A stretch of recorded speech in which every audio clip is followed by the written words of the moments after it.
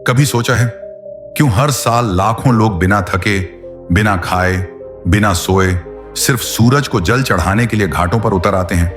क्यों कोई मां कई मील चलकर भी मुस्कुरा रही होती है जबकि उसके होंठ सूखे होते हैं?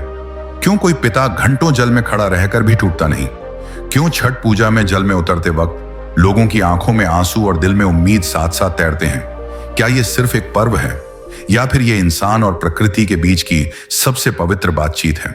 शायद यह वो क्षण है जब मनुष्य अपने अंदर के स्वार्थी मन को चुप कर देता है और आत्मा की आवाज सुनता है। कहते हैं छठ में मां सूर्य को नहीं, अपने भीतर की रोशनी को अर्घ्य देती है, और यही वो रोशनी है जो अंधेरे से लड़ने की ताकत देती है। गांव छोटा था लेकिन विश्वास बड़ा। उस गांव के किनारे एक औरत रहती थी, सूरजमयी नाम था उसका। लोग कहते थे उसके जीवन में अंधेरा बहुत था। पति की मौत, बेटे की बीमारी और पेट की भूख, सब ने मिलकर उसे तोड़ दिया था। लेकिन उसमें एक चीज थी जो टूटी नहीं थी, श्रद्धा। हर सुबह जब सूरज उगता वो अपनी झोपड़ी के बाहर खड़ी होकर दोनों हाथ जोड़ लेती। देवता नहीं जानती, बस इतना जानती हूं, जब तक तुम उगते हो मेरे भीतर उम्मीद जिंदा रहती है। एक दिन गांव में खबर फैली, इस साल छठ पर्व बहुत बड़ा मनाया जाएगा। सूरजमयी ने भी मन में ठान लिया, मैं भी करूंगी छठ। लोग हंसे, अरे तेरे पास ना धान है, ना आटा, ना जल लोटा तक, तू छठ करेगी? वो बस मुस्कुरा दी। छठ तो मन से होती है, सामग्री से नहीं। उस दिन उसने तालाब से पानी लाया, घर आकर मिट्टी से चूल्हा बनाया और पहली बार अपने बेटे के लिए साफ अनाज से खिचड़ी बनाई। वो बोल नहीं पाई, लेकिन भीतर कोई कह रहा था, हर दाना, हर अन्न, हर श्वास में अगर पवित्रता है तो वही पूजा है। गांव के सभी घरों में पकवान बन रहे थे। सूरजमयी के पास कुछ नहीं था, बस गुड़ और चावल। उसने मिट्टी की हांडी में पानी उबाला, गुड़ डाला और बेटा देखकर बोला, मां ये प्रसाद है? वो बोली, हाँ बेटा, ये वही प्रसाद है जो भगवान को नहीं, अपने मन को दिया जाता है। रात को जब सबने खरना किया, वो अपनी झोपड़ी के बाहर आसमान की तरफ देखकर बोली, हे सूर्य देव, मैं तुम्हें कुछ नहीं दे सकती, बस अपनी थकी हुई आत्मा का विश्वास देती हूं, उसे स्वीकार करना। अगली सुबह घाट पर भीड़ थी, हर ओर गीत गूंज रहे थे, केलवा के पात पे उगेला सूरज देव। लेकिन सूरजमयी अलग थी।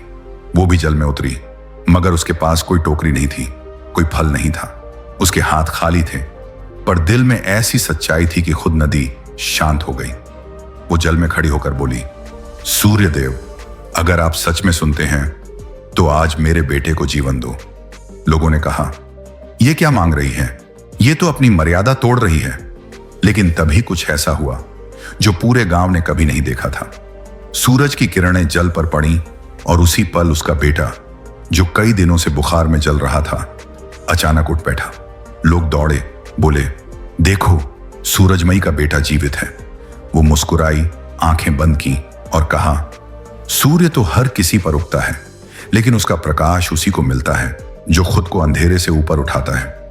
अगली सुबह जब फिर से सूरज उगा, गांव की औरतें जल में खड़ी थीं, लेकिन इस बार सबसे आगे सूरजमयी थी।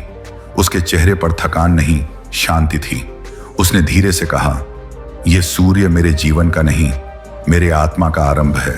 सालों बाद जब गांव बड़ा हुआ, लोग शहरों में बस गए, लेकिन हर छठ पर लोग आज भी घाट पर वो कहानी सुनाते हैं, जब एक मां ने अपने विश्वास से सूरज को पुकार लिया था। और कहते हैं आज भी जब कोई सच्चे मन से छठ करता है तो कहीं ना कहीं वो सूरजमयी नाम की आत्मा अपने आशीर्वाद से उसे देख रही होती है। ये सिर्फ एक कथा नहीं थी, ये वो दर्पण थी जिसमें हम सबकी जिंदगी झलकती है।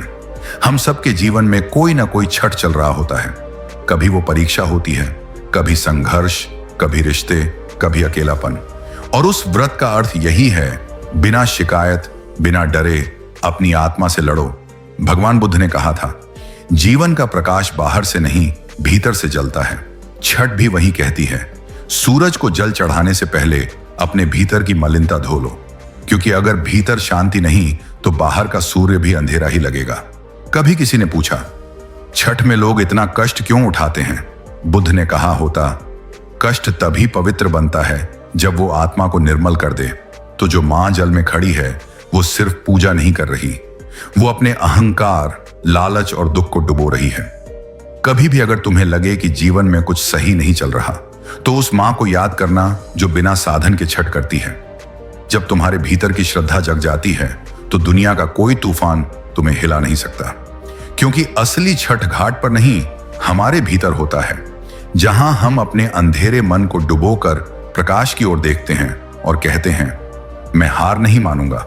और शायद यही छठ का सबसे बड़ा संदेश है। भक्ति तब सच्ची होती है जब वो दुख में भी मुस्कुरा सके। सूर्य की हर किरण में उस मां की आंखों की चमक है जो कहती है, विश्वास रखो, क्योंकि जब तक सूरज उगता है उम्मीद जिंदा है। अगर आपको यह वीडियो पसंद आया हो तो नीचे कमेंट करके जरूर बताएं। ऐसी और भी प्रेरणादायक कहानियों के लिए हमारे चैनल MK बुद्धा स्टोरी को सब्सक्राइब करना न भूलें। आपका साथ हमें नई कहानियां लाने के लिए प्रेरित करता है। धन्यवाद।